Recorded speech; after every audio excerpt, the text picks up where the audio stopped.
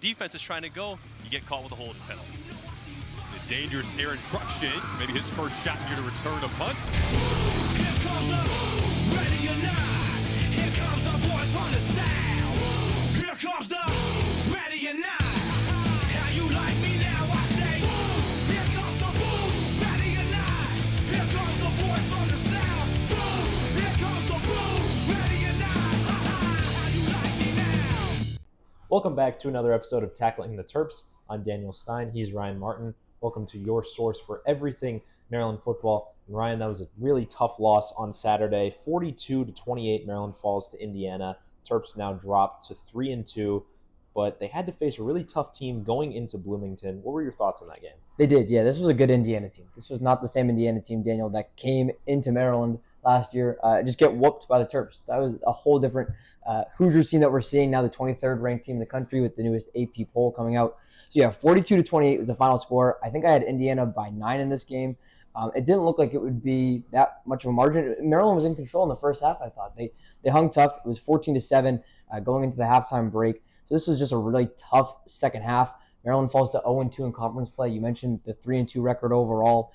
So just not the result you wanted in Bloomington. Again, a good team under new head coach Curt Cignetti, though. It's a 5-0 Hoosiers team. Defender right in his face, but was able to step up, buy some time, and make that throw. Going with tempo, now going down the middle of the field, and it's going to be intercepted. First turnover of the season for the Indiana Hoosiers. Jalen Husky still on his feet. He's out towards the 40 into the 41-yard line. So Rourke throws a pick after picking up a huge first down and a long 4. Rourke to pass again over the middle, and it's intercepted again. Glenn Miller. Motion. Price, backward pass. Price to the end zone. Touchdown. Earlier in the week. Going deep. He's got a man. Touchdown, Maryland. Caden Prather pulls it in. Yards given up by Maryland. The penalties. Kalon Black bounces off of one, gets to the outside. Ball was out, and it is Maryland football. Rolling on the field. Scruggs comes away with it. They take the ball away, and Indiana doesn't give the ball away, at least not before today. Clearly a fumble, and another huge play by Maryland's defense. Michael Harris poked it out.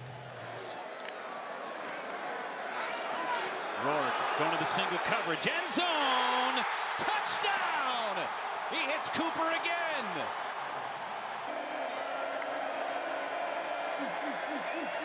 Kamara almost got there, and the pass is going to be incomplete. And they're going to say no, a catch on the sideline. Officials are getting together. The back judge, wow! They're going to say it's a catch. What a play. Shalik Knotts coming down with this play. Does one cheat count as a catch?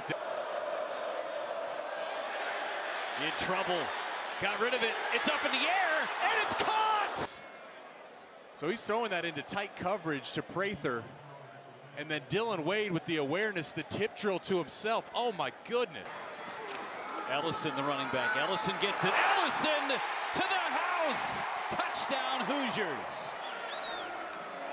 The handoff to Hemby, right through the middle. Off to the races. Roman Hemby. He's gone. What a response for the Terps. 75-yard touchdown run for Roman Hemby. Pass, catch, Surratt scores.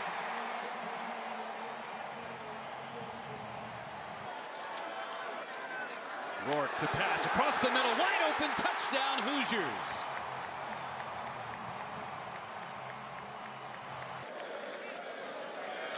Lawton gets it. Lawton over the left side. Lawton! Touchdown, Indiana! Hits. Inside the red zone, Edwards across the middle, and it's a touchdown. Roman Hemby out of the backfield scores for Maryland. Clearly frustrated that we've got the ingredients. I got to find a way to get it to come together in one game. And I also say, let's remember, it's just one game. I know for us and as a program, sometimes we want to look at the big picture, but it's just one game. And we had some individual players do some good things in this game. Some of these young guys had to, I thought that the complementary players would have to show up in this game. I didn't realize it'd be due to injury. So there you have it. Those are the highlights from Maryland's loss to Indiana. Tyler Lochte, Jack Bowman on the call for WMUC Sports. In a game that Indiana wins 42-28. Back here on Tackling the Terps for episode 5. I'm Ryan Martin alongside Daniel Stein. And Daniel, when you look at this game for Maryland, Terps do score 28 points, but it was a very slow start for this offense. Billy Edwards and company just didn't look the same like we saw them over the first 4 weeks of the season. Yeah, and again, this is a Big Ten opponent, so it's going to look different than UConn or Villanova. And the actual stats for the offense, I don't really think tell the story. The first quarter was very slow. It ended 0-0. Maryland did get a touchdown in the second quarter to Caden Prather, but the offense was just a little bit out of rhythm. And it was especially unfortunate because the Terps forced a lot of turnovers in that first half, and the first quarter especially. And so even though if you look at Billy's stats and Roman Hempe's stats, they're overall pretty good, the offense just wasn't really in rhythm today. Yeah, you're right. You look at the first half overall, just going down this drive chart right now, it's a 3-and-out where you end up losing. You lose 4 yards on your first possession, another 3-and-out. You have the touchdown to Prather, and then 3 consecutive 3-and-outs. So 5 of your 6 drives in the first half are 3-and-outs if you're Maryland. Just a slow offense that we didn't really see, again, over those first 4 weeks. So I think, again, this is bound to happen against Big Ten competition. They neutralized Ty Felton. A bad day for injuries as well. Ty goes down with an injury. So does Dante Trader Jr., and then I believe one more player defensively for Maryland. A couple of key pieces that go down. Felton finishes this game. Again, doesn't play the whole game, but 5 catches for 38 yards. Prather did lead all scorers with 66 yards and the touchdown. So finding different options, Billy was able to do that. They put up a couple more points in the second half, but you just can't go 3-and-out on 5 of your first 6 offensive drives. Yeah, and Indiana really did the main thing that I'm sure the coaches asked this defense to do, which was neutralize Ty Felton. Part of that was because he had that injury, which was more affecting him in the second half. But I think something that helps the Maryland offense in this kind of situation when Ty isn't really performing is the depth to their receiving core. I mean, Caden Prather is a guy who's fighting for that number 1 spot. You have Octavian Smith Jr., who I think got injured too in that game as well. And so, ideally Maryland should have used their depth at receiver to bounce back in that game. But they just weren't really able to do so. And the running game wasn't too bad, 112 yards, including the negative 33 sack yardage from Billy Edwards. But 100 yards on the ground for Hempe, including that long 75-yard touchdown, definitely helps. So there were some bright spots on the offense. But again, it just wasn't enough to really get it done against the Hoosiers. Yes, you're right. It's Dante Trader, Ty Felton, and Caden Prather all sustained injuries in that game. Felton, or I should say Trader, the only defensive player, but he had a pretty good game. And you're right. The rushing game certainly was able to even some things out. And this was a good defense, especially going against Curtis Rourke. I predicted that Maryland would score defensively somehow. That was my touchdown scorer for this week. Didn't end up happening, but Maryland did have an interception on consecutive throws from Rourke. That happening in the first half. So Glendon Miller had one of the interceptions, and then it was Husky who had the first one. So Husky had the first, and then Glendon Miller. Daniel, Maryland sets up. Maryland defensively sets up the offense in a really good position, but the Terps, again, just couldn't capitalize even with that rushing game being more of a factor than we've seen in previous weeks. Yeah, and Maryland has continued to do what they've done all season long, which is just get turnovers. And Husky's interception was probably a kind of an easier interception. Rourke just way overthrew that one. Husky just ran it down, basically. Glendon Miller, I think, made the more impressive play of the 2 picks, but turnovers are turnovers, and when your defense is giving you these opportunities to get back on the field, that's something that the Terps have to take advantage of. And so I think for Mike Locksley especially, going scoreless in that first quarter is probably one of the more frustrating parts of the game. Yeah, you're right. Those turnovers have been so big. Maryland, again, led the nation. It was like a +9 turnover differential, I think, through the first 3 weeks. And then they won the turnover battle here. You're right. 4 turnovers Maryland caused with the interception from Miller, interception from Husky. Quayshawn Fuller forces a fumble. Michael Harris, a linebacker who had a career game. We'll talk about him a little bit more later. He forces a fumble, and then Maryland offensively plays a clean game. 4-0, you win the turnover battle. You're not really expected to lose by 14 points if that happens. But it was, I think, again, just the offense being too sloppy. Those penalties added up for me a lot, Daniel, too. I was watching that. 10 penalties for Maryland. They go for 93 yards after having 8 penalties in back-to-back weeks before that. Indiana only had 4 penalties of their own. So just in these little things that I'm watching if I'm Maryland. Again, the offense was clean. They just couldn't sustain drives on the field in the first half, and by the second half, Indiana just ran away with it too fast. Yeah, and to the point about the penalties, I mean, this is, I think, a game where you started to see the offensive line kind of showing that these are all players, with the exception of Andre Roy, that are pretty new to the team. Aluba had a couple of just didn't really have the best game. He had a couple of penalties. He wasn't really doing well in pass protection either. But you have to remember that, this is a line that's been constructed through the portal and through people playing different positions in the case of Isaac Bunyan as well. And so, the offensive line is definitely something that Mike Locksley needs to tune up. And luckily they're going to have 2 weeks basically to figure that out with the bye. The broadcasters were talking about during the game how, this Indiana defensive line isn't your average line. It's pretty vaunted, especially in the Big Ten. It's not the result the Terps hoped for. But I think, like you said, Ryan, there's just these tiny things that continue to bog the Terps down. But the penalties has been kind of a trend over the last 2 or 3 games. That's just the problem that's really only gotten worse. Yeah, I think that's something that you need to clean up, especially you got to buy. So we'll talk about that in a second, but you just have a good amount of time to sit on it now. Penalties have just been adding up, especially on the defensive side. It's been the 2 groups that Mike Locksley came into this season noting were the youngest, I feel like. It's been the corners, especially on those third downs and those pass interferences that give the ball back in another first down to an opposing offense. Those have been adding up for a young secondary. And then the holding for an offensive line that has been spotty so far this season. I think those are where the penalties are adding up, and you just can't have that keep happening. Again, offensive line that allowed 5 sacks against Maryland. I believe that's the most so far by an opposing defense this season. It was like the Indiana Dukes. It was Carpenter had 2 sacks. A lot of guys that Cignetti brings over from James Madison really have an impact for this team. That's why this Indiana team, 5-0, a top 25 team in the country now. But a lot to take away from if you're Maryland. Daniel, if you're looking at this game, where are you grading it for Maryland so far this year? So I had this game at a D+, and I think that the reason why it's not like an F or like a D- for me is that they were in this game until 12 minutes left in the entire game.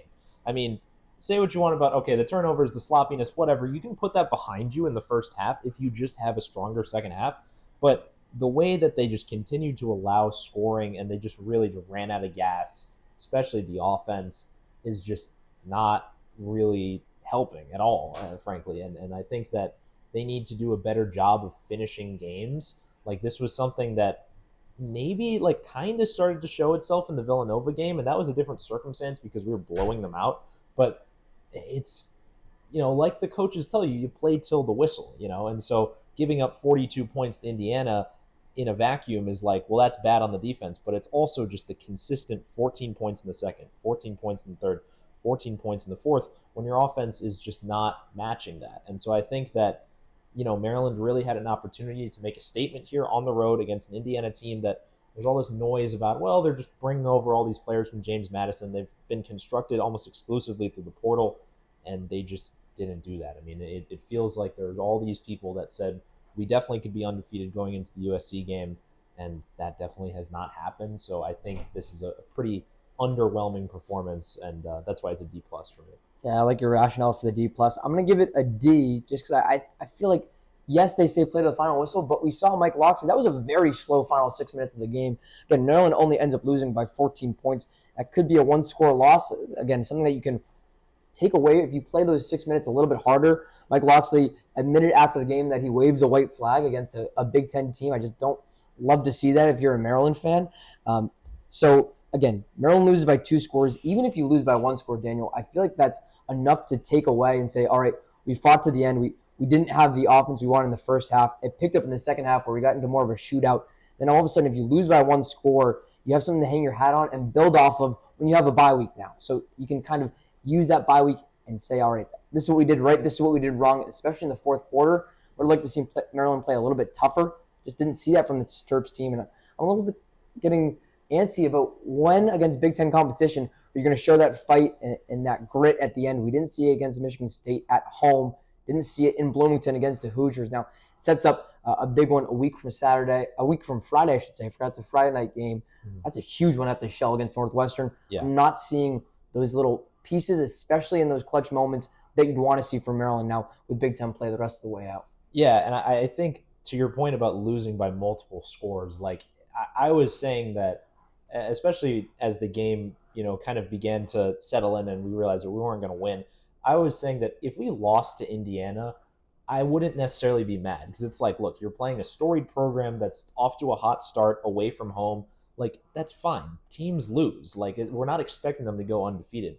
But it's the way that they lose. If they lose by 7, that's a lot less of a harsh, plane ride back to College Park than getting kind of embarrassed and, like you said, waving the white flag, So I think that there were I feel like in the 2 losses from the team this season, we've seen one side of the ball is stepping up and the other side doesn't. And sometimes that's the offense making a play and the defense not being able to make a stop. Sometimes it's the other way around. And I think that it's about finishing the game and it's about like playing through the final whistle. And that's something that Maryland, just for all the talk about how, the practices are really, aggressive and this is harder than we were seeing, the players get hit in practice than usual. Like, they have to learn to do that in game and not get demoralized even if they're losing. Yeah, I agree with that. Exactly. I feel like, again, that burst from Maryland is kind of gone by the fourth quarter.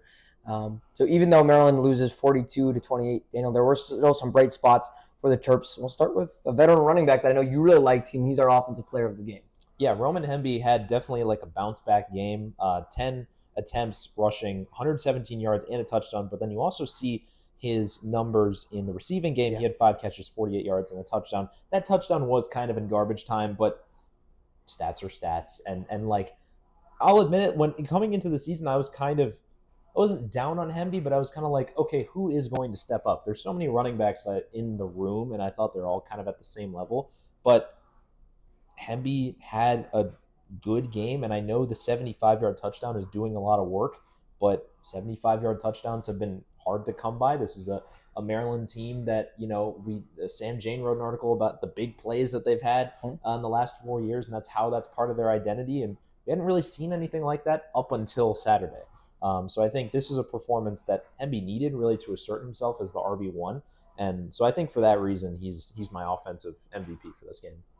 Yeah, I think Hemby had a great game, as you mentioned, kind of getting that back. And Daniel, I just had to ask a quick follow-up on that. We saw Hemby, 10 carries, 117 yards, that big 75-yard run with some help from one of the referees, too, on one of the blocking attempts. But we talked a lot about the diversity with this backfield. We only saw 5 carries for 15 yards with Nolan Ray. And this is a game that was out of touch at some points and not that close. Do you see this split still going Hemby's way and maybe he sees an uptick of carries? Or do you see it maybe going back to what we saw in weeks 1 through 4, where it's a little bit more split going into Northwestern? Well, I think what Maryland's done all year is they've kind of switched their running backs on like a drive basis. So there have been some times where if you're looking at it from an individual drive and you're using Hemby as the back and he can't seem to find the holes in the first 2 downs, then they just pass the ball. They don't switch him out. They just say, okay, we're going to try to disguise the look more and catch them off guard the next time. The next drive, though, they're going to put in Ray, they're going to put in McDonald. So I don't think this means that Hemby is going to get like more carries necessarily. I mean, it very well could. I'm 99% sure he'll start out the game as RB1 versus Northwestern. But I think that it just means that they're going to try and kind of get the defense more aware of like the fact that Hemby can just rip off a 75-yard run at any time. Yeah. So I think it opens up the playbook a little bit to where if you take Hemby out, then maybe the defense would think, okay, that means they're going to throw the ball. But then no, you have Nolan Ray back there who can do just as much damage. So I think Hemby is still the guy, but I'd expect that workload to remain the same as it has all year. Yeah, I think especially when you get into closer games, hopefully, Northwestern a bit more competitive back at the shell for a blackout Friday night game. You'll see some of that. But I do like how you mentioned it adds versatility to the running and passing game because it feels like Nolan Ray has been some more of the speed back at times, while Hemby has been a guy that will get 15 touches a game and trying to be a high volume guy instead of more a speed play on first down. So I think that could be big for Hemby. He stepped up as the offensive player of the game in the loss to Indiana. Speaking of stepping up, we have a new defensive player of the game as well. Sophomore linebacker Michael Harris, a very good game. I thought, Daniel, the linebacking core was actually pretty solid in this game. Harris has a team-high 10 tackles. That's a career high for Harris. had the tackle for loss and then a forced fumble as well. So I think Harris really settled in. Caleb Wheatland looked really good. I think, as we mentioned, the linebackers that Maryland had, it was kind of like death by 1,000 paper cuts against this Indiana running team. Tyson Lawton, I believe, is the RB1 for Indiana. He had almost 5 yards per carry. So it was kind of more on that linebacking and that second-level defense for Maryland to stop the rushing attack. But I thought they answered the bell pretty well, all things considered, against Indiana. Yeah, and the linebacking core, there were a lot of questions about it because we lost Barham now in Michigan, and then so Hippolyte's had to kind of step up. Michael Harris has been a guy, he made a couple of plays in the Villanova game that really kind of made me be like, wait, okay, who is this guy? Where, I thought the linebacking core was sorted out, but now, some other players are starting to poke their way into the lineup. But yeah, 10 tackles is great, tackle for loss and a forced fumble. I think Kellen Wyatt had a good game as well with a sack and a tackle for loss.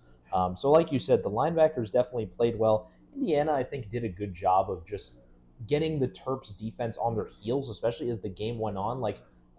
The touchdown that they had, I know this is a throwing touchdown, not a rushing touchdown. But again, they did a good job of getting Chance Harley, one of the less experienced corners, kind of in a one-on-one matchup. So I think that was part of the reason why the defense kind of had that death by 1,000 paper cuts type thing, which is Indiana schemed the offense really well. And I think the linebackers had a good performance as well, but to a certain extent, this was just credit to Cignetti and the offense.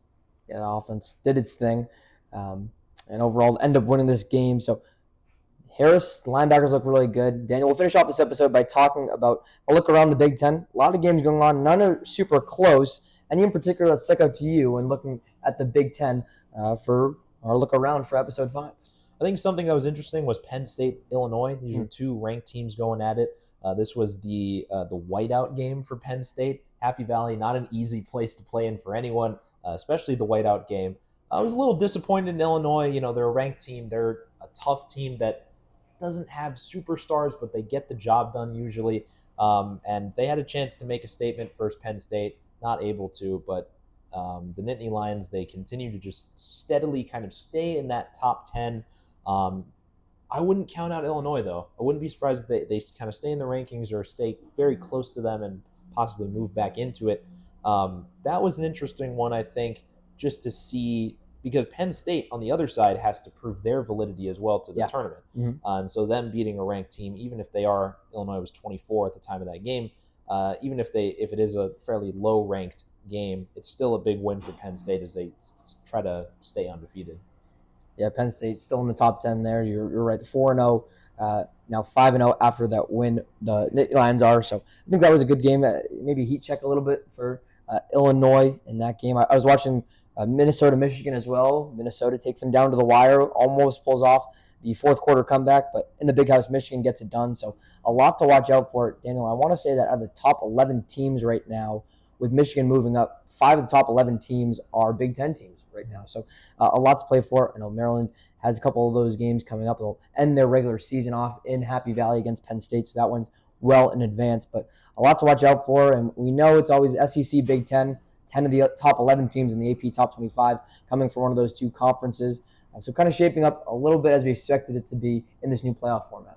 Yeah, and the new playoff format it's something that no one's really seen in a really long time. The BCS system was kind of sorted by a computer, basically. Yeah. Then you had the 4-team playoffs. And now that it's expanded, I think we were talking about this yesterday, Ryan, there's just a little bit less pressure, especially for kind of the big guys like your Alabamas, Texases, the Georgias of the world, where it's not like, oh man, I lost a game, I'm screwed. That's not really how it works anymore. So it'll be interesting to see potentially if there's one of these lower teams that's not 1 or 2, someone like a Tennessee, an Ohio State, maybe someone like a Penn State, or if you want to look at another Big Ten team, USC, one of these teams that's not number 1 or 2 that could really make a run as we get to that playoff bracket. But of course, that's still a ways away. Maryland still has half a season to figure out. But it's interesting how this top 10 is shaping up. We're kind of seeing that Big Ten SEC rivalry in the top 10. And you look at the schedule for Maryland, their first ranked opponent will come 2 weeks from Saturday when they host USC, and then 2 weeks after that. So we're talking about early November when they'll head up to Eugene and face Oregon. A lot to watch out for in the Big Ten overall. But that will do it for episode 5 of Tackling the Terps, following Maryland's 42-28 loss to Indiana. Maryland falls to 3-2 on the season, 0-2 in conference play. And Daniel, they'll have their bye, but we'll still have an episode coming up on Tuesday when we'll preview all things of that exciting Friday home Northwestern game. But that'll do it for our episode 5. Thank you so much for tuning in. And for Daniel Stein, I'm Ryan Martin, and we'll see you next time on Tackling the Terps.